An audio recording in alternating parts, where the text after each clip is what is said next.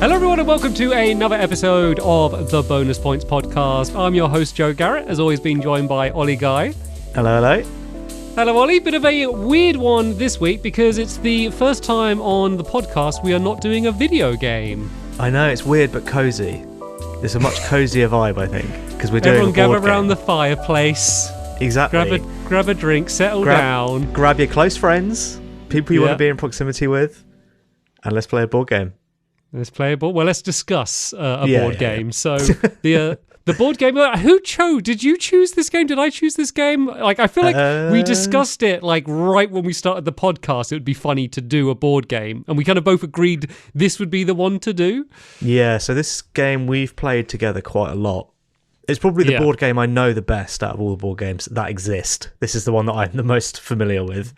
Yeah. So I think maybe it was probably a joint decision, but also it's freed up some time to play the next game.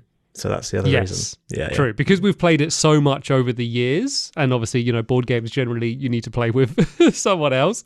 We didn't need to spend 12 hours playing it in the last 2 weeks. Although we did meet up and specifically have a couple games, and then that's what in the video version, that's the footage you're seeing. Obviously, I know a lot of people listen to the audio version only, but like board games, even more than video games, can sometimes be a bit more abstract. So it might be worth kind of like either Googling the game or at least clicking on the video version a bit just to kind of see what the tiles look like and kind of what, you know, everything we're talking about is like. Yeah, 100% agree. I think you should just get straight into it. Yeah, well, we haven't even said what it's called yet. Oh, it's called Sub Terra. I mean, it's written above my head, or if it's on audio, it's written on the episode you've just downloaded. Yeah, Sub Terra, it's called, meaning under the earth. It's meaning. Yeah, and also, but it's Sub Terra, so Terra is separate because there's like the terror that attacks you in is the that game. Why? Or is it just Terra? Because Terra means earth, right? That's what was my... You're chased by I guess you're chased by the horrors, but it's like a horror game, so it's like terror. Like it's like you're terrified. Yeah. I mean, multiple layers, no pun intended, for this caving game. So I got the box here. Shall I just read what the back of the box says as kind of the summary? Please do. I'm curious to see if I have the same one written down. I bet you do if you got the online one. So this is what they say. Yeah. It says Sub Terra is a cooperative survival horror board game. You and up to 5 friends are cave explorers who have become trapped deep underground. You must quickly explore a tile-based cave system to find the way out before your flashlight dies and you're lost in the dark forever. You'll need to work together to overcome deadly subterranean hazards, stick together for safety, or split up to cover more ground. One wrong step could knock you unconscious, and your friends will need to stage a rescue. Light and hope are scarce. Worst of all, you don't think you're alone down there. Ooh. And who's it designed by, Joe? So it says inside the box. No, who's the name of the guy? Does it not say it on there? Because mine ends with his name. Tim Pinder. There you go. Designed by Tim Pinder. There you go. Pinder. The only other text on the front of the box is Tim Pinder. So obviously a crucial part of the game's development. I think he was one of the only designers. Already, is it a small team then? Well, the list that I've got is one designer and one artist. And the artist being Diana Franco Campos. Okay. Yeah. So, unlike most board games, to my knowledge, this is cooperative. It's not a competitive game. Yeah. So that's something that already stands out among its peers. Like my history of board games before we started playing them together was like Snakes and Ladders, Uno, Dizzy Dinosaur. Like Monopoly. Yeah. Oh. Yeah. Monopoly. Set aside a weekend, a long weekend for a quick game of Monopoly. Yeah. But this game is co-op. So you basically work as a team to escape this underground cave that is revealed as you play. Should I go straight into how it works? Yeah. So I think it's super important. Like we're going to be very light on this because I know there's like nothing that zones people out more than someone explaining the rules to a board game, especially if it's a board game that most of the people listening to this are probably never going to play. You can't even play it. But in order for us to do this discussion, you kind of need to know what we're going to do. And Ollie's very good at kind of doing these summaries. So do you kind of want to explain what is going on in a round of Sub Terra? Okay, so you basically play as a bunch of cave divers, and the way it works is this is basically how a turn works. So you have your little cave guys, and then you can choose to reveal cave tiles around you by either just showing them or by showing them and moving into them. So what you're doing is you're turning over from a pile of tiles, like cave pieces, and the tiles have like different hazards and attributes, and then you all go one by one, revealing the cave tiles until all the characters have had their turn. Then you turn over a hazard, which reveals what happens to the game board, which is like flooding or cave-ins, and that usually affects the rest of the game. And then there's one hazard in particular called a horror, which reveals a monster character on the board who then has a turn to chase you, and if he catches one of your cave divers, he'll kill them in one hit. And then once all the cave tiles are revealed, you get an exit tile, you move to that and you win. That's pretty much it. Yeah, no, I think that's a great explanation. So it's kind of a game with like a very natural time limit, because you have like, I think it's something like about 40 something tiles you need to get through. So basically within your time, you need to be like spending your time revealing more tiles rather than doing other actions like healing and moving and stuff. But then also there's a certain amount of hazard cards, and you can kind of choose how many of them and how difficult they are. Like it tells you in the manual, like what difficulty do you want to choose, which is another great thing. You can choose your difficulty. And so you're basically like, how many of the tiles can you get through before you run out of cards? Because then it's as if your flashlights run out of batteries. And after every turn, you roll a dice and have a 50-50 chance of outright dying, which is obviously, once you get to that stage, like it's quite exciting. And it's pretty tricky at that point. Yeah. But yeah, I mean, generally, as far as co-op games go, this is pretty fun. This is a good co-op. It's quite weird talking about it because we normally do video games. Yeah. But, you know, this is a good game and it's not that complicated. That's the other thing I like about it, is it's quite... Once you know how the turn works, it's very straightforward, even if you're controlling more than one character. Yeah. Because that's the other thing, is you kind of need 4 cave divers. Yeah, so the way it works is, so say if you had like 6 players or even 5 players, everyone just plays as one caver each. But say if there's only 2 or 3 people, then you control 2 cave divers. And something we haven't really mentioned is the cave divers, like, they're really diverse in terms of you know, think of them like Overwatch heroes, I guess, to give like a video game comparison. Have you? Yeah, so like it will be, you know, like they can even vary on the amount of like base health they have, and they're all kind of have like a key main action that they can do, and they're big actions. Like there's like the bodyguard who can like kill the horrors, the only thing that can directly kill a horror. There's the leader, is another one we like, who is able to on their turn control another player, which is super valuable. But then they also will have like passive abilities, which in themselves can make them really powerful. And I think they've done a pretty good job of making it so it's a tough decision to choose who you want to end up controlling and kind of compile your team comp, I guess, as you go into the cave. Well, in our games, I feel like it's very much swayed by the bodyguard. He's kind of the dominant force, because he can kill the horrors that can... And he can do it so easily. It's not a dice roll or anything. He literally just has to stand next to them. Yeah, it's not even a full turn. Yeah. He's hard. What can I say? He's a strong guy. Yeah. Yeah, so the other thing I like about the characters is the designs are like super cool, even though they're quite simple. Like I always pick the diver, and I just pick him because he looks cool. Like he's a weird guy. That's why I'm always drawn to that one. He's a diver, but for some reason he's got like his fists up, ready as if he's going to do like a boxing fight, like for some strange reason. Like, I think he looks great. He's just a weird, skinny little weird guy. So I always pick him because I think I'd want him on my side if I was down there. So his ability is anywhere that floods in the cave. Squeezing through the caves with his like his flippers on and all his like oxygen tank, trying to like keep up with everyone. They'll be like, "Oh, you can't come in here, your oxygen tank," and he'll be like, "I'm not leaving it behind. It has to come with us." but he is really, you know, he's like the only character who can essentially like fast travel around the board, and then he's also like, if there's a flood, he doesn't lose any health, and he can obviously move through water much quicker. Like all of them, you read them and you're like, oh yeah, they should be the one I play. And then you read someone else, you're like, oh no, they should be the one I play. And I think the only one that we consistently skip is the scout. And the scout is basically, their whole thing is the horror isn't very good at detecting them. But because the bodyguard is so strong, and we normally we just kill the horror, because the idea is the horrors after every turn they move one bit closer to you. So the idea is, and there can be multiple horrors up to 3, is that after every turn there's a constant pressure of a horror chasing you, and if you get a dead end it's a panic. But normally when there's a horror, we're like, immediately send the bodyguard, let's not even spend a few rounds with them wandering around. So the scout kind of is the only one that I think gets skipped over when we're playing. Does the scout have the ability to turn over more tiles? So let's read. This is what the scout says. So they're passive. So they only have passive abilities, which I think they're the only one that has that. So it says, if you would place any tile, you may discard that tile and place the next tile from the stack instead. And you can only use that up to 3 times per game. Right. And then they're also stealthy, which means they cannot be chosen as the closest victim for any horror. And sharing a tile with a horror does not cause you to lose any health. So they're basically, the horrors are nothing. The horrors just don't know that they're there and can't hurt them. So they're basically invincible. From horrors. From horrors, yeah. Yeah.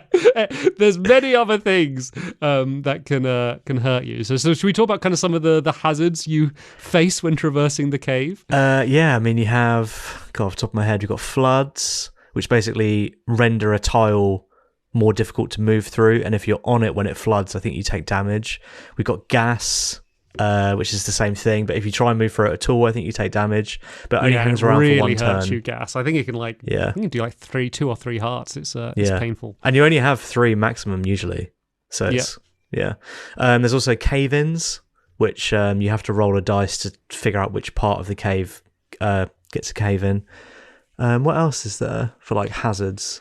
So there's Tremors, which is basically everyone rolls a dice, and if they fail like a skill check, then they lose a health, which is kind of a nice way, because sometimes you have just 1 health, and it's a nice like thing of, oh, I really want to do this action, but I've only got 1 health. But surely a tremor won't come up now, and that's what so much of this game is like these scenarios where you're going to be absolutely fine unless this very specific cascade of actions happens, and inevitably sometimes it does, and it feels like there's a game designer like kind of actively take, like people talk about like Valve's like AI director in Left 4 Dead, where if you're doing well, they make it harder. It almost feels like they're doing that on this, but obviously you're shuffling the deck and all the tiles are random. But sometimes it's just like, well, as long as we don't get this card and then this card, we'll be fine. And then you do, and then you just. But it feels like that happens every game. It's so weird. The thing is though, with the hazards, is that there's no good ones.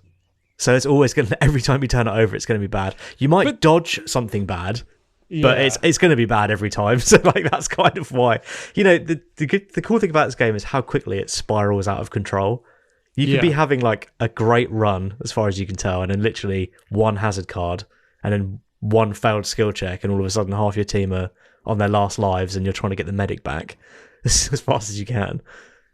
Yeah, and it's in those situations, like it's a really fun game to lose because it's like every game kind of ends up. I mean, and this sounds like a little bit naff, but I think it's quite true. But like every game does kind of become a story, like where you can kind of talk through, like we had one of the games that there'll be footage of here. Like kind of the joke was the diver was really unlucky, and just that game, like we'd be like, oh, there's a tremor, let's roll the dice to see if he gets hurt. I'm sure he will, and he inevitably did, and he died way before everyone. And then it's a really fun moment when a character, so when they lose all their health, they don't instantly die, they become unconscious, and you can go to them and heal them. But it's a really expensive thing to do, to travel to them, and then you've got to use like 2 action points to heal them just 1 health, and then they need to heal themselves.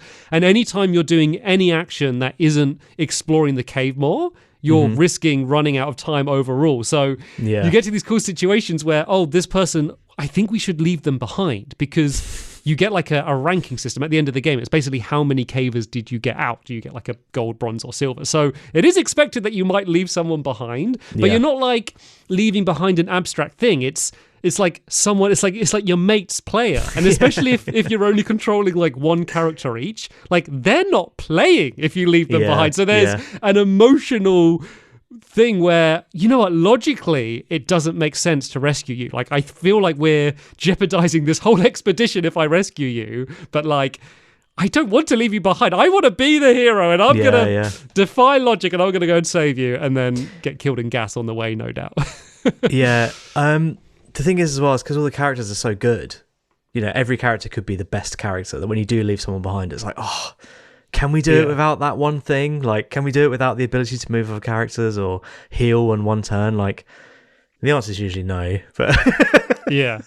And they're so situational. There's so many times where, we'll take the diver, but we just never needed to use them. And then there's another character, I think, is it the geologist? Oh no, engineer maybe, who can break holes through walls and basically link tunnels together. And there's been so many times where we've been like stuck in this like giant spaghetti plate of a cave, and we want to link up together because it's dangerous to separate. And then we're like, oh, if only we had them. But you never have that one when you need them, it always seems. Yeah. That's actually what you were saying earlier on about it kind of telling a story. To that, I can remember the games that we played. Like, we played 2 games and they're about an hour each, and I can remember pretty much what happened throughout the entire games both times, which is like, if we were playing Uno or something, like, we had no chance. Yeah. Like, then you'll barely remember who won. Yeah, exactly. Yeah, but I can remember the stories of like when we were trapped in that like dead end. We ran down a dead end, and the horror came, and there was like the gas, and someone was trapped between 2 bits of gas, and it was like this whole thing. Like, yeah, it's cool. I mean, I would like to play more games like this, but what I find with board games is that they get quite complicated quite quickly, and it's not that I struggle so much with it, but it's more like finding a willing crowd that all want to, play something that is this complicated. That's a good point. Sorry, go on. Yeah, I was just going to say, like that's why this game gets played so much in our house. Like, that's why you've played it a lot, is because often you'll be here and it will be with someone else that hasn't played it, or it'll be like a new group. And the fact that it's co-op is good, because if it's like a game that like me and Kai play all the time and we're like, come play this game with us, and we've got all our strategies, it's like, let us explain the rules to you, and then in your first game, like, crush you at it. Like, that's no fun for anyone. And and so, especially if these games spend like 40 minutes, it's like, well, we're not going to spend 40 minutes doing a game where we're not playing properly. So the fact that it's co-op means that we can kind of give nudges and helps, but ultimately let them make the decisions. And then the fact that on your go you have 2 action points, and like you have a card with you and a very simple list of actions that you can do, and we don't need to at the beginning of the game go like, and then there's tremors, but then there's cave-ins, and then there's ledges, but there's also slides. We don't have to go through and explain all of that, because we'll explain them when they come up. So it's like so easy to get into a game. And so while I don't think it is necessarily my favorite board game, I think it's probably the board game in terms of like a proper big box board game that like I'm not taking to like a pub or something. It's probably the one that I've played the most, because it's fun, like for someone like me who's played it loads, as well as it's so good for like a new player. Yeah, I mean, I would say it is my favorite board game. I've not played that many, but I'd say of the ones I've played, this is the one that I always say to people, have you played Sub Terra? It's really cool. Definitely. But yeah, as I was going to say, is according to Board Game Geek, which as far as I can tell is like the place to be online if you like board games, they put it as a 2.1 complexity rating out of 5, which seems probably about right. Considering how high they probably go on a site like that seems it's probably like about in the middle of complexity for board games I own. Yeah. But no, it's really cool. I'd like to touch on quickly the actual board game art, the actual tile art. Yeah. Not to drag down this absolute love fest, because I do like this game, but I do think it's a bit dark and a little bit dull. I know it's meant to be a cave, but it's like, it's quite easy to miss a corner or miss a route off of a thing because it is so dark. But it is also worth mentioning, it has that like black light feature that I've never actually seen. And I think most people won't ever. It looks cool if you look it up online. Honey, turn the black light on. We're going to play Sub Terra. Yeah, I think the art. I think it's fine. Is a great way. Like it does. It's like the things, because it says it's like going for a survival horror, which is obviously a weird thing for a board game. It certainly creates in the gameplay tension, but I think they're obviously going for a horror aesthetic, which means they're going for like darkness, but I don't know. I feel like they could have brightened it up, and like some of the like the tiles with like cave-ins and stuff, like they can kind of just look a bit like fun. They look like they haven't got character to them. I think like the characters do. They look serviceable. I think is probably a fair way to put it. But in terms of the actual component quality, I think it's extremely high. Like this game has got so much play, and like the tiles are like super solid. They haven't got tatty edges, and the fact that they're dark makes that even more impressive, because it's obviously that will show wear and tear even better. Like the cards themselves have lasted up. I think in terms of that is all great. The only, I think, downside is that in the actual box there's no dividers or anything, and considering how much stuff there is in this game, how many little tiles and little people and cards and stuff, I think having dividers would be great, because you kind of just dump it all in the box, and it just makes packing up and like getting it out just a bit more of a chore. I mean, it's not a huge thing, it's never stopped us playing the game, but that has kind of become the standard now, I think, and this game doesn't have that. I did actually watch a video earlier on of someone playing it just before we recorded this, and they had like a Sub Terra branded like tile dispenser. Okay. But they like built it, so I was wondering if that thing inside the box that you've got might actually be that. Because you know the way it's kind of laid out, it's quite weird. Maybe you could like snap it round and. I don't think so. It's kind of just like it's just that. Like, okay. No, in my mind it was a lot more complex than that. But yeah, you're right. Like, it's just for the audio listeners, I have a folded piece of card which I'll take it out of the box. It really doesn't give you anything, and I wonder, because obviously this is it's a small company in London that have sadly gone under since this game, but I feel like maybe like the design work and the artwork is like, I know technically not, but it's essentially free. It's just people's time that they've put into it. But like constructing and designing, like 3D modeling, like even like card, that is something that if they don't have the skills themselves would have cost more. So maybe that was like not cost cutting, but just realistically for their, I think, as their first game, they probably weren't able to do. So maybe that's why. You're probably looking at someone who's pretty good illustrating versus like prototyping boxes, which probably takes a long time and costs a lot of money. But it is my understanding that the game was crowdfunded, right? Do you know? I believe so. Yeah, I think it was like really successul. Crowdfunding, I think it was in the region of like 320 grand. Yeah, but they asked for like a lot less. I mean, the idea is really compelling. So what little people compare it to is, have we played Carcassonne for you, which is another game where you're placing I like that one tiles. As well, yeah. That's so another one that I say is good. That is another fantastic game. So one of the unique things about this game, obviously, is like, if it hasn't been clear from our description already, is there's no board to this board game. You kind of build the board as you explore it by placing down these tiles. And so the famous example of that is a game called Carcassonne, which is a competitive game, whereas instead of exploring a cave, you're kind of building up cities and building roads and then trying to claim them to score points. It's another one which is very easy for new players, and it works well in groups as well. And so this is sort of like saying Carcassonne, but co-op and exploring a cave, which I think, like, oh yeah, that sounds fun. Like that sounds like an obvious thing to do. And then they went on and made a sequel as well, didn't they? Yes, simply called Sub Terra 2. I don't know much about it other than... It's called Sub Terra 2 Inferno's Edge. I didn't know it was called Inferno's Edge. the full title. I set in a volcano, and I think it's got something to do with flipping the tiles over to reveal lava. But apart from that, I don't know. Yeah, so it seems like the core of the game. So I've not played it, but I've watched like part of a video watching. I didn't want to watch the whole video of someone else playing this game.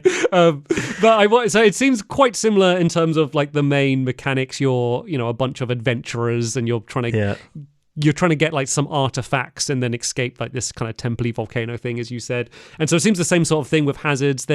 Seems to be a little bit more complexity to it, but then there seems like the exciting thing at the end is that once you kind of got everything, it starts the volcano erupting, which means lava's chasing you. So the other side of all of the tiles is kind of that same tile, but with lava, and so that's chasing you as you try to escape, which is a cool idea. But from the reviews, it seems like overall it's quite similar. So if you have the first one, might not be necessary. But also the fact it seemed a bit more complicated. I feel like I don't want to lose that value I was talking about earlier for new players, where if they're going to come over and we're going to play one or the other, I'd be like, oh, well, maybe do Sub Terra first. And I feel like we wouldn't play the sequel that much. Maybe it would just be just us that play it. And the game's like 30 quid or something. That's probably not worth it. So Sub Terra 2 then, is it not about escaping a cave? Is it about stealing something or? Yeah, you're trying to get some sort of artifact or something. It seems like it's good. It seems like people kind of rate them similarly. Like it seems like people that like them both, like they find they struggle to pick one over the other. Yeah, and I don't want to make broad assumptions, but I think you might lose people with the stealing an artifact compared to escaping a cave. I feel like escaping a cave is something everyone can understand instantly. Whereas stealing an artifact would be like, oh, I've got to role play. Like, I don't want to do that. Well, it seems like Indiana Jones is the big kind of inspiration, and like the look of the characters. The characters look a lot of praise for the characters and the designs. Something else we didn't mention earlier when talking about them is they've done really good for diversity with the characters as well. Yeah. This game and the sequel is both equal kind of men, female variety of races as well. And then also the manual itself is, I think it's written really well. It's all displayed really nicely. It's got like good like survival tips and an FAQ. And then also it uses gender neutral pronouns, which is like a rarity. Like normally it just says, and then on his turn, he does this, then he loses this. And this one, they're quite smart. They just call everyone cavers. And so then this caver loses health, and then your caver does this. And considering how like the stereotype of your average like board game player, like I think anything to make it more inclusive and less of like nerdy guy club, I think is a step in the right direction. And so the only reason I'm mentioning it is because it isn't the standard by a long shot, and I have so many games about collecting gems and trading wheat and stuff. That's what I was saying. Like, being trapped in a cave is quite an easy thing to get behind, isn't it? Whereas like a lot of other games are a bit. There are a lot of games that are so dry, and it's like, I promise you, this, like, you look at this box art, like even like that Carcassonne game, like the video version, I'll put a picture up here, everyone else just Google it, it looks like the most dry, boring thing ever, but like the actual game is like really fun and like fast paced, and you've got your little meeples and stuff, like it's actually really fun. So one thing that it does have, which is quite clever, is that probably when I was rambling off how the gameplay works, it sounds quite complicated, but it's actually just a bunch of very simple rules, one after the other, but it's the way that they're connected. It's basically like a loop of systems that are all connected to each other. Like your health is kind of connected in a way to the hazard cards, because when they run out, your health starts to drop, and the hazard cards are connected to the tiles, so it's all kind of looped around in each other. That I think if you try to explain that to someone, they might be like, oh my god, that sounds so complicated, but actually in practice it plays really well. There's a decent amount of systems, but what you're actually doing on your turn is relatively simple. But I do think one of the problems it runs into, so as I said, you got 2 action points, and some actions like moving and exploring the cave, which is where you kind of, what Ollie said about where you move and reveal a tile at the same time. Like those you kind of feel quite nice and natural, but then the majority of your actions require 2 action points. So say if you need to like throw a rope or clear some rubble or swim or heal someone or squeeze through something. So like there's so many things you need to do, take 2 actions, which means like that's your whole go. And so you often end up in scenarios where like, oh, I want to heal this person, but I'm 1 tile away from them. So I'm going to use this go to just move 1 space. And I still have another action point, but I've got nothing to do. So I just got to wait to the next go. Then my next go will be just healing them 1 health point. Yeah. And then I've got to wait to my next go until I can actually go and do something. And it's not unbalanced. Like, it's not like you don't have enough actions to do anything, but it sometimes feels like, especially if you're only like controlling 1 diver, or you're controlling 2 divers and one of them's unconscious, it's like, oh, I've just sat through everyone having their go, and like I've done what feels like nothing of value in this round. Yeah, I think, to be perfectly honest, I think the odds are stacked against you too high. Like, we play on the easiest difficulty pretty much every time we play, and I think us together have only ever got out once. Yeah. And we've probably played this maybe 8 or 9 times. And it's the easiest difficulty and we can't clear it. Like, we're quite stupid, but we're not that stupid. So I feel like the odds are maybe there's slightly too many tiles, or I can't tell what it is, but it feels a little bit too hard. I do think we have a strategy problem. I do think that we focus too much on getting everyone out, and I feel like we prioritize like the individual moment of like keeping our health up and like staying grouped up, rather than like no matter what, we need to keep revealing tiles because we always fail by running out of time, not by everyone dying. And I feel like there's a risk reward balance there that we don't exactly get right. Yeah. Although, does that mean that the only viable strategy is to go as fast as possible? As I said, I think there's a balance because if you go as fast as possible, you will just die. There's enough hazards in the game, and I think we don't strike the balance. But I think I've kind of worked it out a little bit better because I did a couple solo games. Yeah. So the way the solo games work is so to mention is it works great as a solo game because you just play it's exactly the same. Like I just play 4 cavers. It does say you could play 4 or 6, but I do feel like 6 would be much easier because you have another 2 goes. Yeah, definitely. Yeah, so I and that is I think something else that might make it a bit hard. I think we're playing the harder version because we are only playing 4 cavers. But yeah, so it works great mechanically as a solo player. Obviously it's just less fun because you're on your own and you don't have any of the I left my friend behind and when something frustrating happens in a co-op game, it's quite funny. It's like, oh my God, I can't believe you've done that. Now it's all gone to wrong and we're laughing about it. But when you're just sitting there by yourself rolling your dice and it goes wrong, it's just like, oh, bother. It's like not tempted to cheat? Are you not tempted to be like, oh, that was a 6 after all? So, no, because, I think the good thing is, I think you are a bit more, I think in co-op games you're always a bit more tempted, but I think you do hurt yourself doing that. The good thing for me is I was recording it all because I was doing it for this. But then on my second game, I found out because one of the easy things you could cheat at is, so when you're doing your go, you should call out whether you're revealing a tile or exploring it where you walk onto it. Because sometimes you'd be like, I'm going to explore, and you walk onto it, and it's like a horror spawn tile, and you're like, did I say explore? I meant to reveal. You can really be. So what I ended up doing was I would point. If I'm going to explore, I would tap the little table, and then even within myself, I'm like, nope, I'm committing that I'm gonna whatever's there, I'm gonna boldly step onto it. Yeah. But out of my 2 solo games, the first game I escaped with 1 caver. And then I played a game literally half an hour before this podcast. Yeah. And I managed to get 3 out of 4 to escape. Oh. And it's all recorded, so you can't doubt any of this. I did really badly. I played really dumb. I had 2 of my cavers really split off from each other. So there was 2 pairs of 2. And then one side found the cave tile, and then I ran out of time. And I was like, oh no, I got to get across the whole cave. And one of them died on the journey, but the other one was swimming through things, squeezing through ledges, doing all of these difficult things. Had so many turns in a row, and I kept rolling the dice, and I had to roll above 3 to stay alive. Actually, I had to roll above 4 because they were the leader, so they had the passive to make it so they have +1 to their dice rolls. But it must have been 5 or 6 in a row, and I was like, there's no way they're going to escape. They're going to die. They're going to die. Oh no, okay, they're going to die. Oh no. And then they managed to escape. And so that was the only time I played by myself in a solo game where I felt like it came close to the excitement of a co-op game. Yeah, but the way you talk about it is you do remember it perfectly. You really personally, I get really involved with these little counters. It's so mad, how much. I was just saying that's the moment I remember. Solo games are that's the only bit I remember. I'm not going to play it again solo. As I said, mechanically it works fine.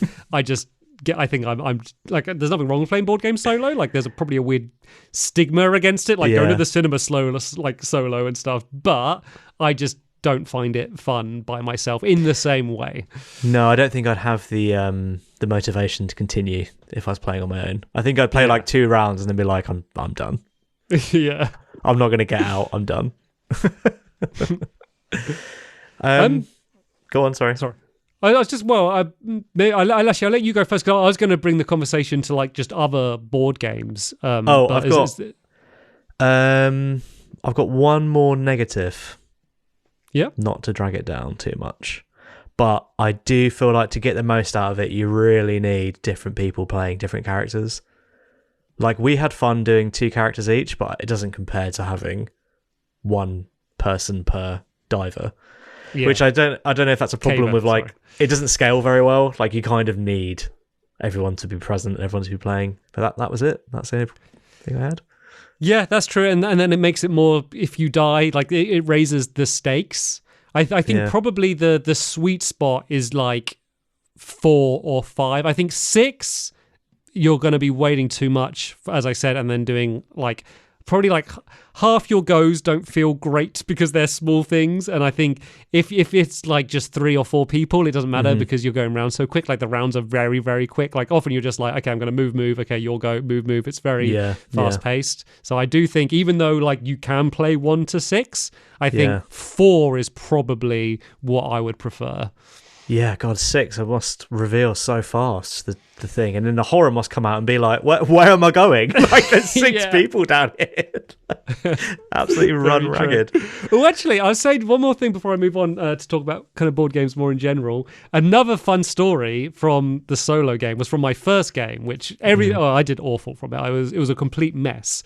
But you'll see in my footage if you watched it. I got a little bit confused at one point, and I kind of like reactively went back, so I realized I messed up because I had one person by themselves and everyone else grouped up, and then a horror spawned. Obviously, they spawned near the person by themselves that wasn't the bodyguard, and I was like, oh, okay, and then they were blocked in. And then I suddenly remembered, oh yeah, there's a hide mechanic which we never use, where you need to roll a dice, and if you pass the skill check, the horror doesn't target them.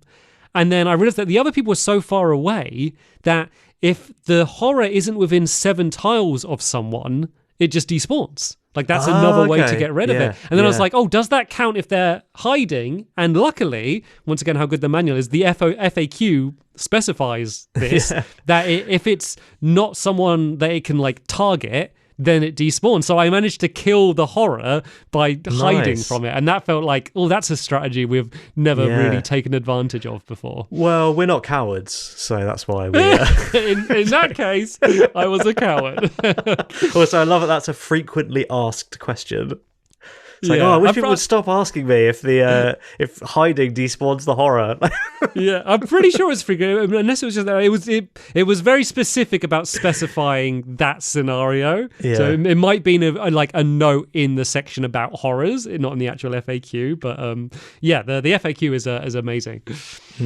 Nice. Also, I think the pieces are all pretty nice. I do quite like the horror piece, even though it's very simple.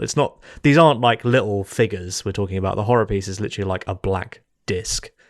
But I think it looks cool with the slashes across it and stuff. I'm glad it's just like kind of claw marks. I'm glad it is not like a face or even like a little figurine. I like it leaving it. You know, like a monster's face or Tim something. Pinder's face. Like it being like an ambiguous threat, I think is better rather than trying to like pin it down as a I always thing. think of it as like a mist. That's what I always think of it. It's floating around and it's like if you get near it sucks you in. I don't know how the bodyguard defeats that, but he does. Yeah, I see it. Yeah, I kind of see it in like just darkness as well. And you kind of see like hands kind of coming out of the darkness maybe, Attack the Block style. Yeah. One other thing that's a bit weird with the components is like, I don't know if it's just my version, but I kind of have 2 of everything.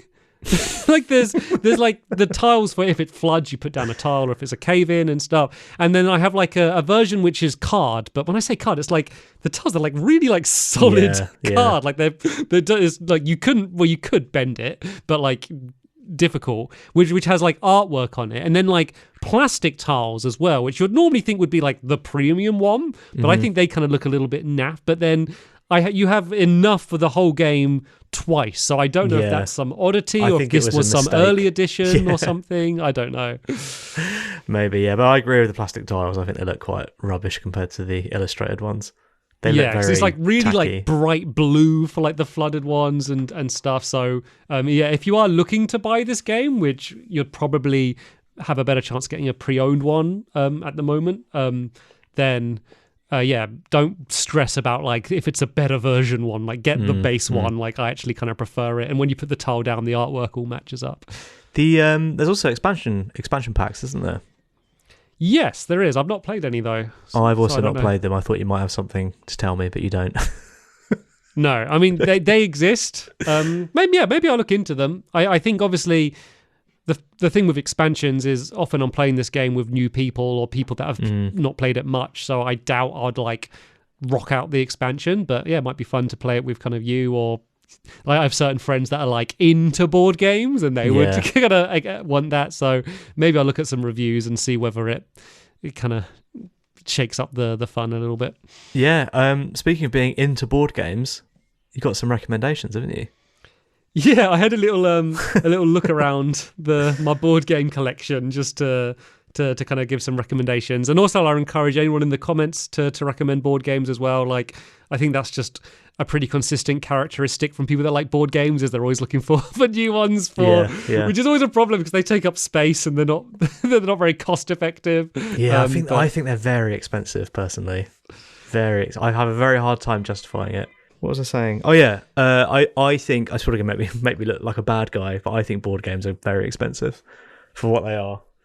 But I think that about lots of things. Like, this is going to sound crazy, but like a cabinet costs as much as a PS5 and it doesn't have anything. Like, it's like 4 hinges and some wood. But I think the same with board games. Like, they're just bits of card and plastic, and they're like £50, £45.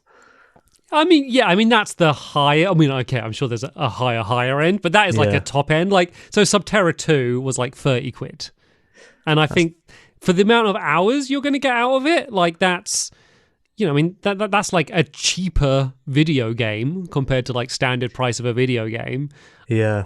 I think the thing is like they don't, like, it's safe to compare it to a video game. Obviously, like, they cost much less to make. There's not a team of 200 people making your average board game. Often they're designed by just a few people. Obviously, there's the physical components that you've got to take into consideration. But I think the main thing is that they're just not going to sell that many. Like, in compared to a video, they're not going to sell like 10 million copies. The majority of board games, there's, obviously there's Monopoly, and then, some rare cases like Carcassonne and Catan and Ticket to Ride that kind of break through to like another level, but most games are going to sell 30,000 copies, and they need to be profitable enough to fund then them making the next game and live their lives. I think that's where a lot of the cost is going. I don't think I have that. I just don't have that sort of lifestyle where I can play board games often enough, because for me it's like, it's £30 and I'll probably play it once. And, I got Snakes at Christmas, and it's now the middle of April, and I've played it twice, and one time we didn't even finish the game, and it's 6 turns. So like, I just don't have that, kind of the sort of people around me that want to play. So you do need to have a certain laundry list of things to start getting into them. Obviously you need like physical space, not in your home, like table space to play them. A lot of these games take up a lot of table space, physical space to store them. And then also, a friend or family group where you're going to meet up regularly enough, and they are people that, have the patience to play a board game. I feel like maybe, back in like the 80s and 90s, people in general had more patience for things like this, but now, there's so many alternatives where it's like entertainment. Okay, let me press a few buttons, entertainment now, compared to let me sit around, let me explain the rules. No, I promise you it's not as more difficult as it sounds. Like, someone's gone to get a drink. Well, okay, let's all wait for them to get back so I can carry on reading the rules. Like, you need a certain type of person to play a game of a certain level of complexity, which is why the games that we end up playing a lot are kind of the simple party games, where it's just like, here's like a silly thing, and like Exploding Kittens or something, and some other ones that I may be about to mention. Yes, let's hear them, please. Okay, so I just got 6 recommendations of different categories. So one of them is the categories for when people come over, and that is obviously we've got Sub Terra, and then also Carcassonne, which we spoke a lot about, so I won't say any more about it. A great 2-player game is a game called Lost Cities. Have I ever played that with you? I do not remember. Is it the one with like the tool cards? No, not specifically tool. So it's a 2-player game, and basically you're going on an expedition, but it's a really fun game where you're kind of all taking cards from like the middle. There's like a middle row of cards, and you're really looking at what the other player's trying to get and what you're trying to get, and you can basically only place down cards on your side of like from like numbers, I think it's from high to low. And so you're always kind of weighing up like, I want that card, but if I take that card, that's going to give them access to the next card. So you're all like trying to, it's a game where you're as much thinking about messing up the other person as well as what you're doing. And it's just really well designed. The only downside is you got to do a lot of maths to work out the score at the end. For me, I'm really bad at maths, so that's the only downside. My category of a good game to take the pub is Skulls, which I think is like the perfect pub game. I don't know if you want to explain that one. Well, I don't know if I remember exactly how to play, but I know it's very simple because it's mostly turning over what are essentially beer mats. Yeah. So you basically, you turn over and then you have to try and guess how many you can pick up of someone else's before you hit one that's turned over. Is that right?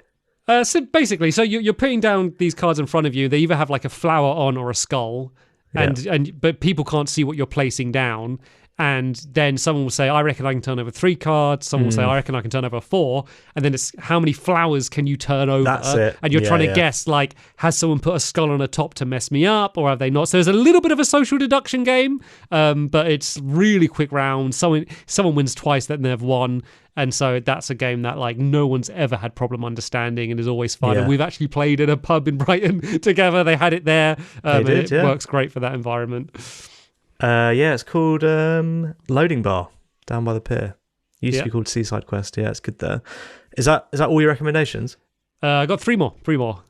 I'll be quick. Okay, so co-op game. Other than this, a game called Pandemic, which I think we might have played. Yes, we did play, and you were like, it's impossible, and it's because you were playing it completely wrong. And I had to read the rules, and then I was like, you're not playing it right. That's why it's so hard. So the game we were playing completely wrong was Sub Terra. Yeah, but Pandemic was the same, where I was like, you can go off this side and appear back on the other side, and you were like, what? But so it's basically it's a map of the world. There's I know it's quite poignant now considering the world. There's a pandemic and you're trying to stop the spread of this infection, and so you see a globe. We didn't realize that you can go from, makes sense now, from one side of the globe to the other, but I think that trained us to be really good at the game, because we managed to win the game without doing that. And that is flat earth rules. And I always associate that game. We got it just before me and Kai went for a trip to the New Forest. We went to the New Forest and we played it in the hotel room, and it meant that we explored way less of the New Forest because we just kept wanting to let's go to the hotel room and have another game. So great game. My good game for like a really deep, complex game, a game that's going to take over an hour with loads of mechanics, but is still not impenetrable. Is a game called Scythe, which is almost like an alternate history game where there's like mechs and you have all of these different win conditions where you could either try and build up an army and attack each other, or just try and build up your factories. That's an amazing game. How do you spell that? Like scythe, like a scythe. Oh, scythe. Okay, scythe. Scythe, yeah. Okay, cool. How do you spell that? Scythe, like a scythe. And then party games. I've done 2. Because I couldn't. He knows how to party. Here we go. He's got 2 for party. He's a party boy. But games where there's a big group and people don't want to gather around a table, I guess I'll put these also as Wavelength and Herd Mentality are 2 great ones. I think you might have played Wavelength. I've played Wavelength with you. I feel like that's one that if you try and explain it, it's going to sound really complicated, but it's not. Yeah, it's really fun, and we often play it without playing the actual rules and having teams and points. It's just like a fun thing to do. And then Herd Mentality is a game where basically it will give like a multiple choice. It'll be like, what's the fastest animal? And then you write down an answer, but you don't write down what you think is the answer. You put down what you think everyone else will put. So you've got to be like, I know most people are going to think it's like a cheetah, but I know technically an eagle's faster. But will they know that? So you're trying to guess what other people will do. And then everyone that is in the herd and answers that will get points, and then people that didn't won't. And so I think that's like a really fun game, because everyone can be sitting all around the room, and then it's always like, what? You put that? And then you kind of get lots of fun situations. So yeah, those are all games that I strongly recommend. Nice. I've actually got a few, and you haven't mentioned any of them. So I'm quite happy with that. Well, you did mention one of them earlier on, but only in passing, which is Exploding Kittens, which I think is an absolutely great game. Although, not to be a downer, it does take some people quite a while to understand what it is you're meant to be doing.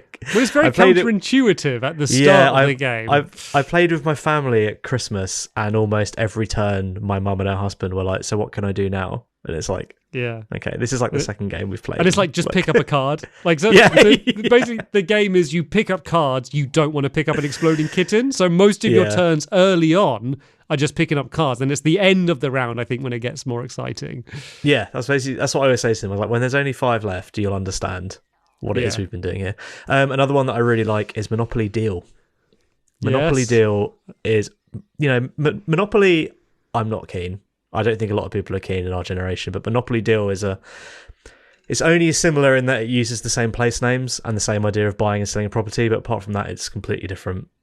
It's almost more like Solitaire or something, because you're kind of building up these collections. That's a really good one. It's weirdly aggressive. It's really like you can bully other players. Well, the way we play it. Well, I feel like the cards that you get, there's no way to not bully them with it. I mean, like, where's your rent, you chump? Where's your rent?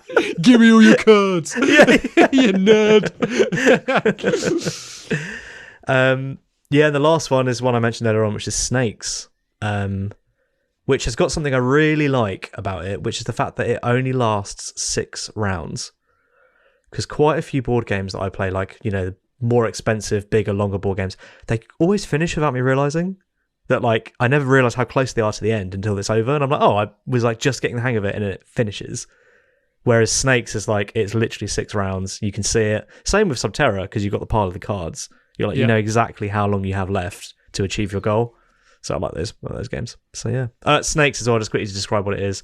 It's like a trivia game, but 2 people know what the right answer is, and they've got to try and convince everyone else to choose a different answer.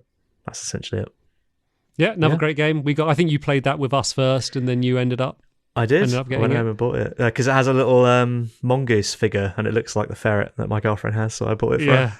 It's a very me game, because it's like I love like kind of light social deduction games. There's games like Snakes and Chameleons, another one, and so much so that I got bought it twice, 2 copies of it on the same birthday, because two separate people thought it was good for me, but then Rachel was the second person to give it to me, my sister. So it was kind of like a short straw for her, because I was like, I've already got it. So it was like 2. It's like, great game. I love it. I've already played it. I tell you what game I heard about and I thought sounded great, and then I bought it and I hated it. And I bet people listening to this will hear me describe it and be like, that sounds amazing. It's Don't Get Got. Have you played that? Yeah. Oh yeah, didn't I buy it for you? Or I went to buy it for you and Kai had already got it for you. Maybe. Why does this keep happening to me? Yeah. So that's a game where, like, you basically have, like, secret missions, but it's not really... You're not sitting around a table. It'll be, like, get another player to pick up their glasses. And then if they do it, you give them the card that says they've been got. It's something like that, right? And you basically have to do 3 things in an evening. Yeah.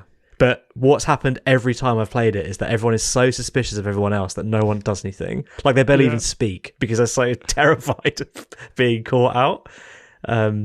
So yeah, I don't recommend that one, even though it sounds cool in practice. So I think where it works well, so I've played that at one of the, like, sometimes like we just do like an Airbnb weekend, and over like 2.5 days, like, that's too long for people to stone guard. It's like, reality TV shows where after a while they forget they're being filmed. It's like that was long enough where eventually people's guard drops. And then there's a few, like, most of the times where it's revealed you got, it's sort of like, oh, yeah. But there's a few where it's like a ridiculous thing and someone, like, puts a lot of effort to set something up and loads of people are in on it. And, like, those kind of scenarios, there are a few kind of big funny moments that came from it. But I don't think they give you enough cards. And, like, I played it, like, at 2 different events. And then eventually someone's like, oh, why didn't you look outside? I think there's something. I was like, oh, yeah, I know that card. You end up kind of... Because it doesn't have to be the cards you had. You just cards that other people have used. So, yeah, that's probably one without great value proposals. But then the way you described it just now sounded really great. It was great I had 2 great times to do it. And now it's... I don't even know where it is. Okay, so questions. We didn't get... hundreds, but we did get some good ones. Okay. So Soom on YouTube said, when is rock paper scissors going to be added to the list? Well, we when we get to 120 patrons, we're going to have a user vote for what the next game is going to be. So if you want rock paper scissors, if it wins the vote, we will do it. So it's in your hands. You just got to join us on Patreon. Yeah. Oh, nicely done. I didn't think you were going to flip that. Okay. A-Cup on Twitter says, what was the experience of reviewing a board game compared to a video game? Did you have any funny or interesting revelations? And is analysis easier or harder than normally? You can do this one because you were a bit more nervous because you've played board games less. So how was it? Nervous. Well, you were apprehensive about how it would go. About like, oh god. You were kind of saying you might have to lead a little bit more than usual in this one because you've not played as many games. Yeah, I think I don't know. It's just even though they're in the abstract they're very similar. The thing that I think video games will always have over board games for me is that there's someone else watching out for the rules. Whereas I feel like in all the board game scenarios that I'm in, people don't know how to play, or people do things wrong, people skip over their turns by accident. So for me, it's like I will put Jackbox on because it will run itself. It doesn't need me sitting here running it. Like when I was playing Snakes the other day with my friends, it was like just so difficult to get them to open their eyes at the right time, close their eyes at the right time. It just was so hard. Yeah, I can relate. So yeah, I would say the main difference for me is that someone else is obviously watching over the rules for you, and you can't talk about the graphics. Yeah, or the soundtrack. Although you do put music on, don't you? You put on.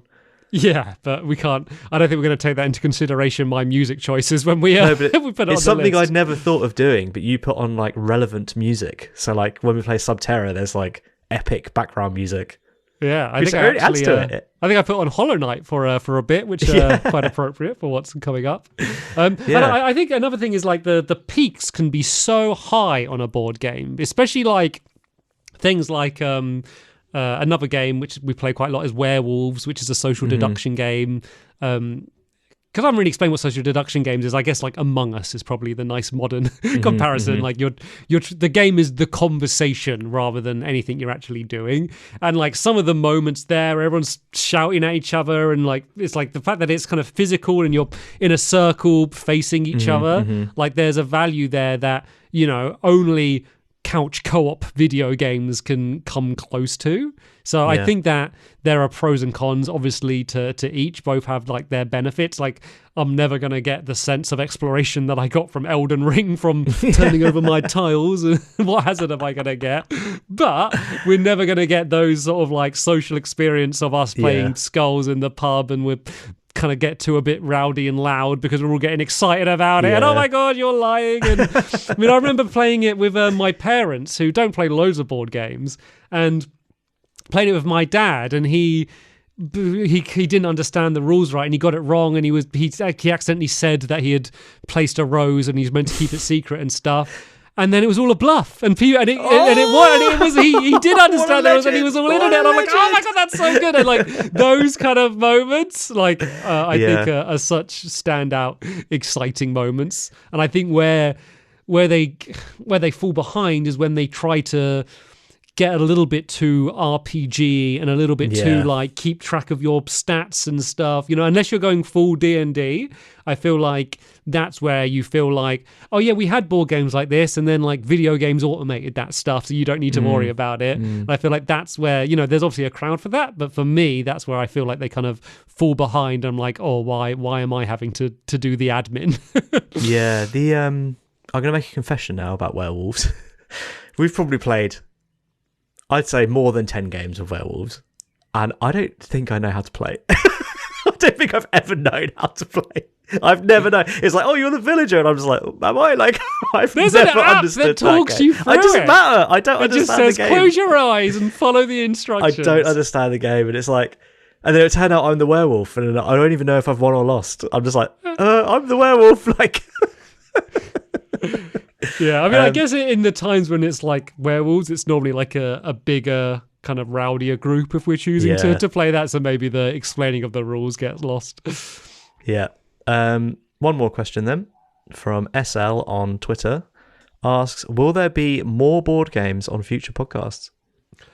I wouldn't rule it out, but I would say probably not. Unless there's a very specific board game me and Ollie both fall in love with that is significantly different to Sub Terra. Maybe there's like a more physical element, like you're balancing Twister. things or something. Yeah. Like I would say, like, we're not planning to do this as a video game and board game list, but we kind of wanted to get some board game representation at last. Yes, exactly. Okay, cool. Shall we put it on the list? This is for the question earlier about what is it like to review a board game. This is the part that I'm most curious about what it will be like. So we'll find out. Right. So shall we first of all look at because we've got a couple of list moves, I think, before we do Sub Terra. Wait, list what? Things you want to move? Well, you want to move the dig, don't you? Yeah, okay. So, sorry, yeah, you're bringing private conversations in here, and I hadn't prepared. Because you were saying we talked about it the other day, and you were like, "Oh yeah, we probably will have time to move it then." Okay. So let's talk it through. So the dig's at 25. Above it's BioShock 2, and under is Ratchet and Clank, 2016. I'm worried the dig's too high. Yeah. Would you agree it's too high? Maybe by 1 or 2. Let's move it down 1. I think Ratchet and Clank's too good of a game for it to be above it. Yep. Let's leave it above Sonic and Knuckles, and maybe we'll reconvene next episode, and we'll do this. We'll take this one step at a time. This is like a round of Sub Terra. That's it. That's what one little move, and that's it. End of your round. That's our 2 actions. We moved them both. Okay. Mine's a bit of a bigger move than yours, and requires a bit more lateral thinking, I think. An entire flip of the list. You're really changing your opinions. We're changing things up. So I'm going to ask you, what is your third favourite Souls game? Third favourite Souls game? So yeah, if you're like the middle of the road one that you... It's not the worst, not the best. Third favourite's top end. There's been more... I mean, are you talking about just Souls? Or you're talking about From Software? Okay, out of the 3... Or From Software, yeah, any of those. So, I mean, top is Elden Ring, then Bloodborne, then Dark Souls 3. So I guess Dark Souls 3 is my favourite. And then what about the one after favourite. that? What's the one after that? After Dark Souls 3 would probably be... maybe Dark Souls 1, maybe? Okay, so where would you put Dark Souls 3 or Dark Souls 1 on this list? I mean, Dark Souls 3 would be like the new number. Probably be one above Death Stranding. It's so weird because then with Prey, I guess maybe around 6, maybe 5, 6-ish. It would end up. Okay, so basically the reason I'm bringing this up is because every episode I'm really struggling because Resident Evil is so far down, and every episode I go, "Is it better than Resident Evil?" No, and it ends up low down on the list. Okay. Whereas Resident Evil 1 is probably like my middle of the road of my favourite series. So I feel like it needs to be higher up, better represented on the list, because it makes the rest of the list ranking easier. That's my pitch. Okay. Okay, I was wondering where you're going. You're feeling like your voice isn't getting heard in terms of yeah, Resident I'm like Evil. Yeah, it's like my favourite series, and you're like, "Oh, is BioShock 2 well, BioShock 2 is obviously worse than it. Is other games better or worse than it?" And I'm like, well, it's like halfway down the list. So it basically runs off the whole top half of the list every time because it's so far down. So I think the thing is obviously there's games that one of us loves a lot more than someone else. And then there's games that we both mutually like, but not as much as one person might like a more extreme case, if that makes sense. Like there's games that, you really like and I didn't like as much, and games I really like you didn't like as much. But I feel like the ones where we meet in the middle end up higher, even if neither of us are more passionate about it. Just to kind of explain, I think that's why it's ended up lower, is even though I liked a lot about the overall format of the game, the action of actually playing it, the combat, the camera is obviously the big thing. It's almost like the dig. I like the idea of it.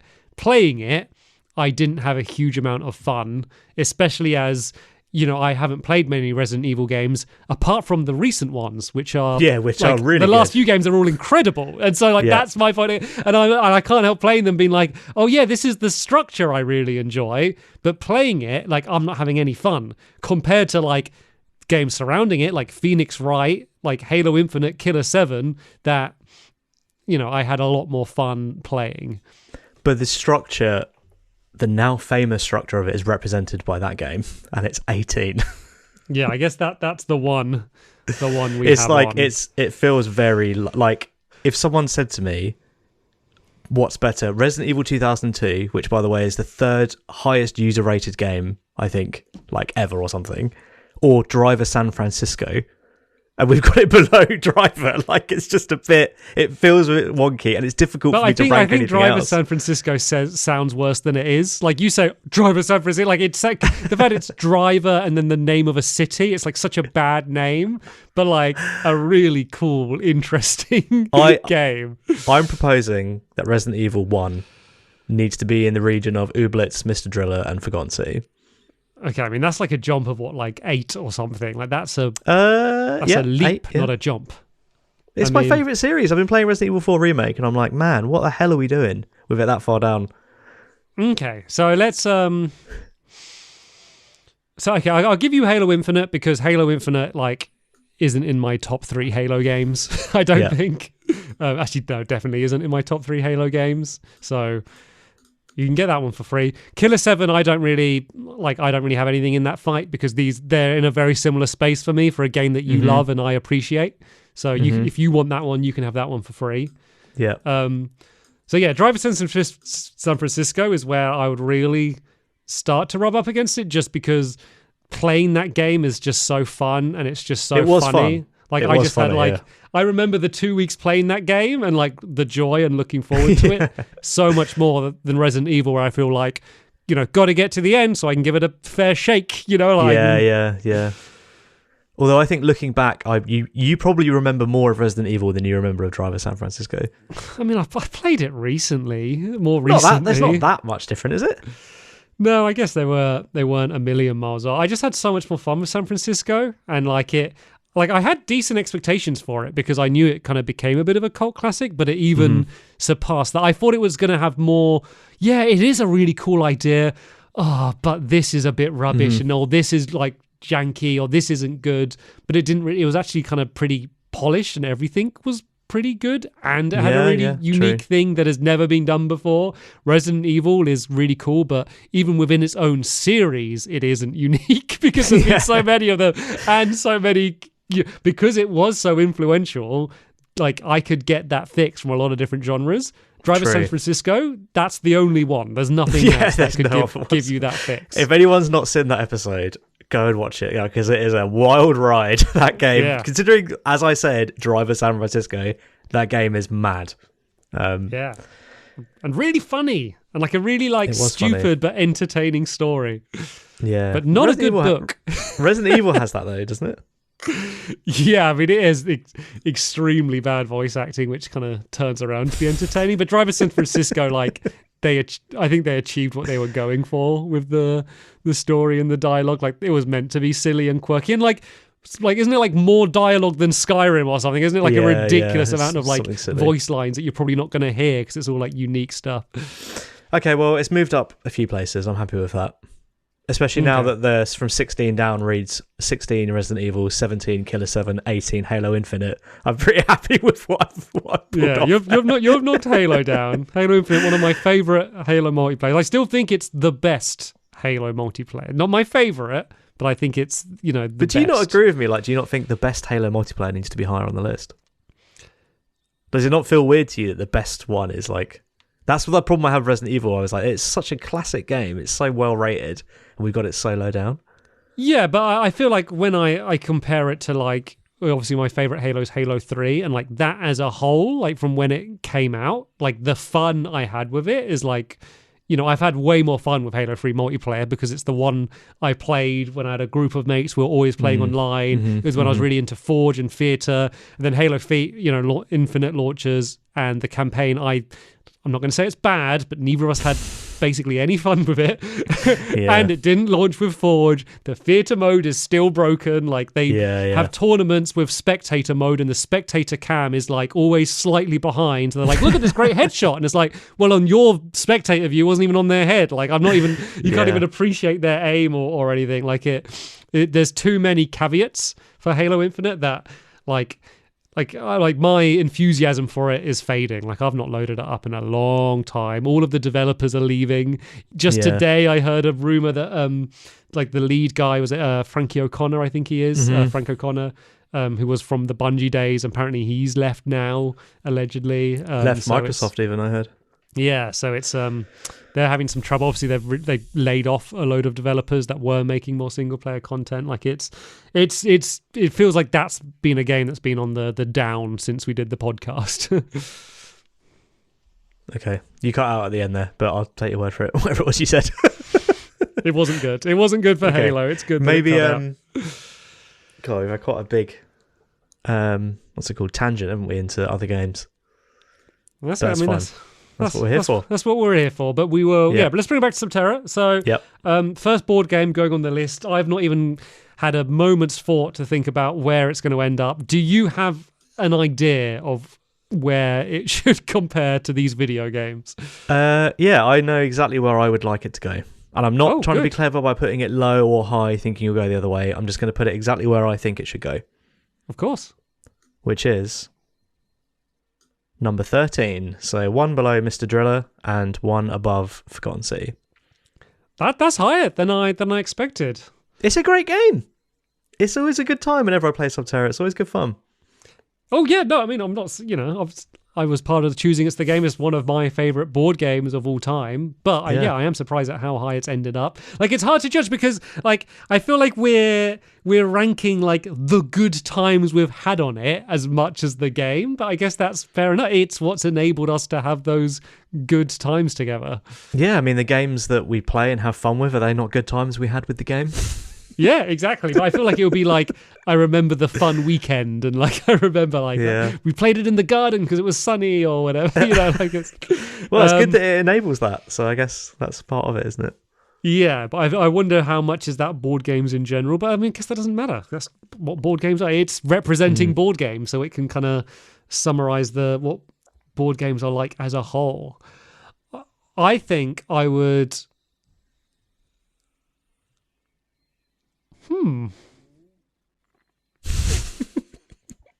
I don't know. What were you thinking then? Way lower? I'm just trying to think like Sub Terra or The Forgotten City, and they're just such weird things to compare. Yeah. You know, it's like saying what you like comparing like a dessert with a main meal or like a dessert with the cutlery. It's like, well, what would you prefer? It's like, well, I wouldn't have wanted to eat the ice cream without the spoon, but like, I mean... That's a really good analogy. Comparing a meal with the cutlery.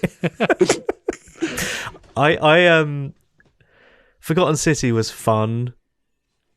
Sub Terra is like, I know I always say it, but it's an easy recommendation, you know. Yeah, and I think anyone could play. So the Forgotten City was like a fun blip in my life. Yeah. Yeah, it was such a tiny percentage. With the Sub Terra, like I'm going to play Sub Terra again, and I've played it a lot before this. So yeah, I'm going to be happy with it above the Forgotten City, even though I'm surprised. And then above that, as you mentioned, is Mr. Driller Drill Land.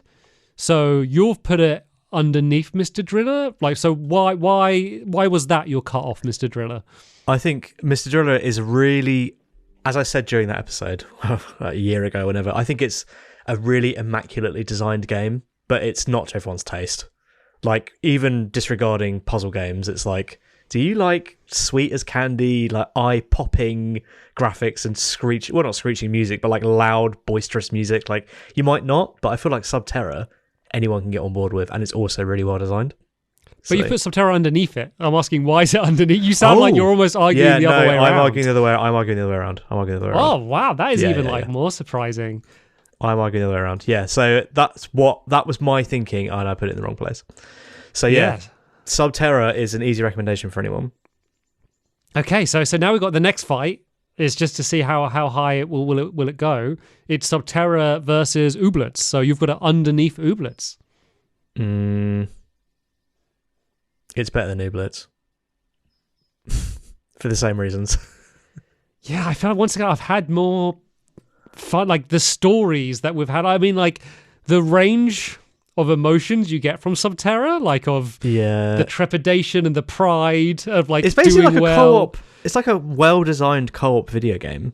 Yeah, good setting, good characters, like, and it has really like without like fail, it has a great storyline every game. Yeah. Even if you all die, if you escape with one person, you escape with three, and you feel amazing. Like it has a difficulty in terms of not that it's difficult. You can choose a difficulty when you go into it. So it's got that like one more game mentality for a long game, which is, you know, quite rare. Let's put it up more. I thought it was going to be like high 20s. I thought it was going to be. The fact it's at 11. I do think that's the cutoff though. Oh, it's not going to make top. Yeah, I don't think it's going to beat Yoshi's Island. Yoshi's Island, Stone Cold classic. That was good fun. Yoshi's a great character. Yeah, it's a Nintendo platformer. It's pretty tough going. Or it would be exciting for it to get top 10. It would be exciting, but I don't think either of us would mean it. Yeah, I like this. Like I always keep thinking, like I want something to take Disco Elysium off number 1, just because it would be quite fun. Yeah, but I'm never going to argue that unless I think something is better than it. It's not Sub Terra. I think Sub Terra is a very natural cut-off point here, as much as it is weird comparing the survival horror board game to the Super Nintendo classic of Yoshi's Island. But to be honest, if there was a digital version of Sub Terra, even though you're saying a lot of it is about being in the same room as people, it would still be good. It would still be probably just as good as a digital game. Yep, and there will be probably a digital version online. There's like the tabletop simulator, is that what it's called? There is the board game, whatever it's called. People will know. And then they do make digital versions of board games. That game I mentioned earlier, Pandemic, they made there's like a Xbox 360 game of that you can play, which doesn't have online multiplayer, which is mad because that's like the one benefit you would have from doing an online board game. So as it stands now, it's at number 11, so 1 under Yoshi's Island and then 1 above Ooblets. What a weird collection of games. Good for Sub Terra though. I'm happy it's up there. Great game. Definitely well deserved. Shame that it's hard to get now. It's out of print or something. Yeah, I think there are still some places new. I don't know whether there are new versions. So the Inside the Box, who made it, they made Sub Terra 2 Inferno's Edge, but then in 2020 they went out. I think 2022 actually. They went out. They went into liquidation basically. But all of their assets got bought by Naylor Games. So I mean, you assume they're not going to buy it unless they want to do something with it. So who knows? Maybe they're the people that are now selling Sub Terra 2, Inferno's Edge, and it's keeping it in print. And maybe there was, maybe old Tim Pinder has moved over or something and is going to design a new game. Like, I hope so. Like, I like at least one of his games that I've played. Yeah, someone let him know he's at number 11 on the list. Yeah, sure, it would be cool if... I'm sure he'd enjoy this podcast, the majority of it. He'd be like, what else is on the list? He'd be like, Death Stranding is on the list. I mean, there's such a big crossover between video games and board games. Like, a lot of the times when you see interviews with game developers, like, they're really into board games. And there's we've mentioned before, like, there's the Double Fine documentary, Psychodyssey, and they've got, like, a huge board game shelf in, like, the office. Like, I think it's the fact that it's pure design, like, and it has to be, like, perfectly balanced. There can't be any leeway because, like, if you're, especially a game where you're controlling a character directly and you're moving and jumping, there's just a certain looseness where, say if you're attacking an enemy, if you're doing slightly too much or not enough damage, it doesn't really matter because you can kind of get around it with like skill and input. Whereas games, they have to be perfectly designed in terms of balance because otherwise, they just kind of fall apart. So I feel like if you can design a good board game, you could probably design an excellent video game. Yeah. Also, it can't be patched. So I mean, they can do reprints and kind of they do change things over time, like with like re-releases. But they kind of as they are when you open the box is what you're going to get. I mean, as a final note on Sub Terra, if the one bad thing I can say about it is that it's too hard and that makes me want to play it again rather than not play it, then they're onto a winner, aren't they? I guess the other thing is some of the things I saw online when looking up Sub Terra 2 is they were saying that there is still a big emphasis on luck. Like, luck plays a big part of the game, which is a pro and a con. Sometimes it feels like, it was out of my control. Like, it's just down to luck. It feels like, well, what's the point making decisions if it's down to luck? But I do think it gets the sweet spot where, you can be unlucky, but that's like a fun challenge. It's put in front of you. So that is, if you don't like heavily luck-based games, there's a decent amount of luck involved in almost every aspect of this game. It's like Left 4 Dead. You know, sometimes you roll the power weapons and sometimes you don't. Yeah, sometimes not you get healed quite by a as tank. much. Like there's no skill in move. There's no like, oh, you slipped up because you dropped the tile. It's always down to like you're shuffling cards, you're rolling dice. It is very luck based, and it's kind of like make the best with the luck you get. Yeah. Cool. Okay, I think we're happy then. Which number are we at? 11. Okay. Shall I read some of these out? Where are we going to start from? Yeah, it's always good for audio listeners just to get a little recap of how the list is looking. There's 36 games on the list now. It's a big list. It is a big list. So I'm going to start at number 8, which is Half-Life Alyx. Then number 9 is Undertale. Number 10 is Yoshi's Island. 11 is Sub Terra. 12 is Ooblets. And 13 is Mr. Driller. And I feel like those two... Mr. Driller and Sub Terra particularly need to go together. Just because of what I was saying about board games, like you can lose people if the theme's weird, and the theme of Sub Terra is quite easy, and the theme of Mr. Driller is quite weird. So you would lose people on that. Well, are you trying to move Mr. Driller over Ooblets now? Is that a last? Well, no, I'm thinking of them together because I don't. Ooblets is muchness. It's too high for me anyway. Okay, well, you sounds like your heart isn't in fighting for it, so let's leave the list as it is for now. I feel like I could break you quickly, so let's leave it as it is. Shall I read out what's coming up? Yeah. So next time then, on May the 5th, we have Hollow Knight. And then on May the 19th, we have Super Metroid with Guest. And then on June 2nd, we have Redfall, which is the new release from Arcane. It's coming to Game Pass day one, so... Yep. Get on it. Hollow Knight's also on Game Pass as well, so if you did want to play it, if you haven't started it yet, even if you play a little bit, you'll get a good idea. Like, obviously, we'll be spoiling it a bit, but it's not really a story-based game, so even if you've just kind of started it, you're probably going to be overall fine to kind of listen to the podcast. Obviously, it's one of the most popular games that we've done on the list so far, so there's a good chance a lot of people have played it anyway. One other little thing to mention, I mentioned it briefly earlier, but yeah, we do have a few goals on Patreon. As I said, at 120, we will be doing a user selected game where we are going to basically put up a video. Everyone will leave comments on games they want.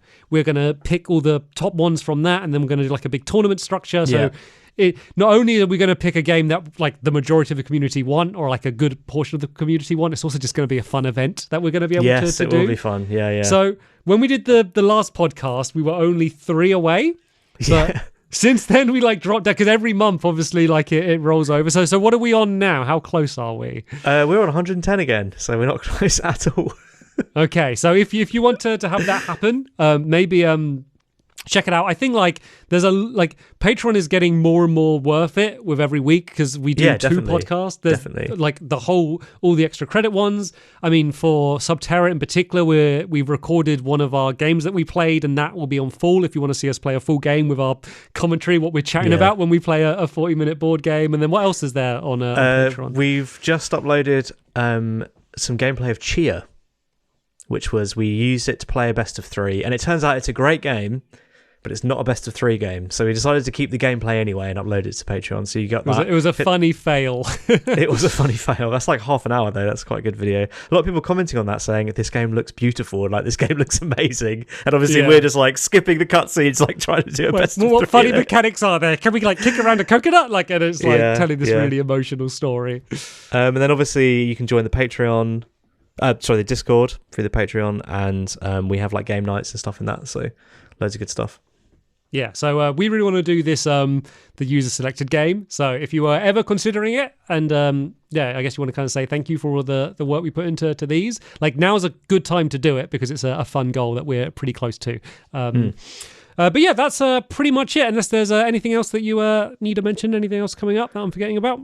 I don't think so. Not this time. Okay, right. Then I guess we'll see you all in 2 weeks' time with Hollow Knight. So thanks for watching or listening this one, and we'll see you all later. Cool. Bye. Cheers. Bye.